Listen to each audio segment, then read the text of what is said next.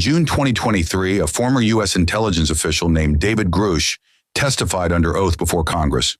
He said that the United States government has in its possession non-human craft, not debris, not fragments, intact vehicles of non-human origin. He said that this program is being run outside of congressional oversight, that it is funded through a mechanism that bypasses standard appropriations, and that the people running it have committed federal crimes to keep it secret. He said this under oath, before Congress, on camera. That was not a fringe claim made on a podcast. It was sworn congressional testimony. And yet 3 weeks later, most people had moved on. Here's what they moved on from. The UAP Disclosure Timeline matters because it shows a pattern, not a single moment. In 2017, the New York Times published the first confirmed report of the Pentagon's Advanced Aerospace Threat Identification Program, a secret program studying UAPs that had officially been denied for years. The Pentagon's response was to confirm it existed and say it had been shut down. It had not been shut down. In 2020, the Pentagon formally released 3 UAP videos taken by Navy pilots, the Tic Tac, the Gimbal, and the Go Fast, and officially confirmed them as unidentified, the same videos they had denied for 3 years. In 2021, the Office of the Director of National Intelligence released a UAP report. It covered 104 incidents. It explained one. In 2022, Congress passed the National Defense Authorization Act with a provision requiring the establishment of the All-Domain Anomaly Resolution Office, a permanent government body dedicated to UAP investigation. In 2023, Grusch testified.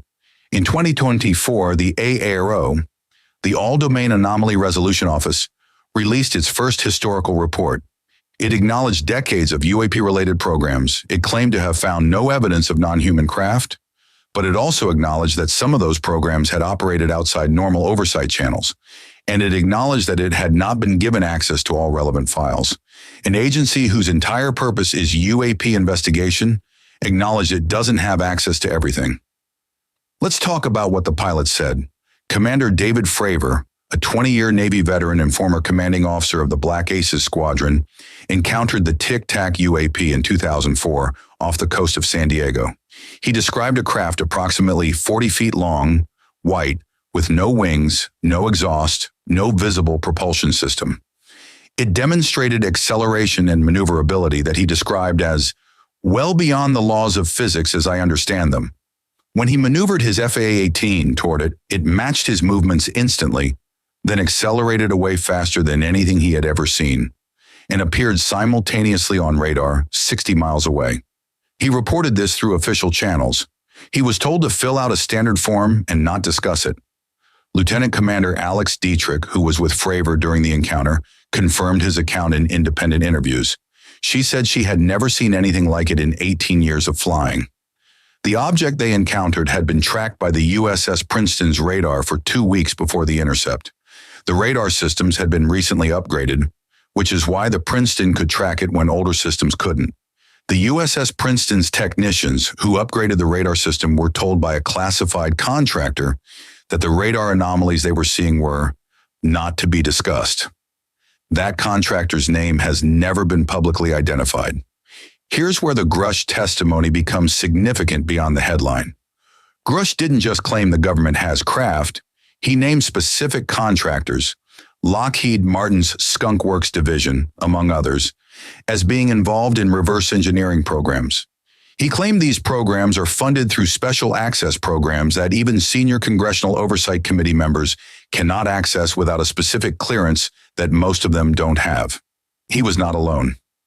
Retired Major General Neil McCaslin, who ran the Air Force Research Laboratory, has stated in on-record interviews that he believes the U.S. government has possession of materials of non-human origin. Jonathan Gray, a current intelligence community analyst, confirmed Grusch's account on record, stating, "The non-human intelligence phenomenon is real. We are not alone. These are not fringe figures. These are people with security clearances, with careers that would be destroyed by false claims, speaking on record." The Pentagon's response to all of this was to say AARO found no credible evidence. But AARO's own report acknowledged it doesn't have access to everything. And AARO's director, Dr. Sean Kirkpatrick, resigned in 2023. His resignation letter, partially leaked to the debrief, contained language describing institutional obstruction of the office's investigation. Here's where we are in 2026. We have confirmed government UAP programs running outside congressional oversight. We have sworn testimony from multiple credentialed officials claiming non-human craft are in U.S. possession.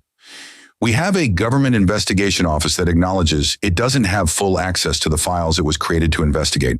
The official position is still, we found nothing conclusive, but nothing conclusive and nothing are not the same thing. The pilots saw something. The radar tracked something.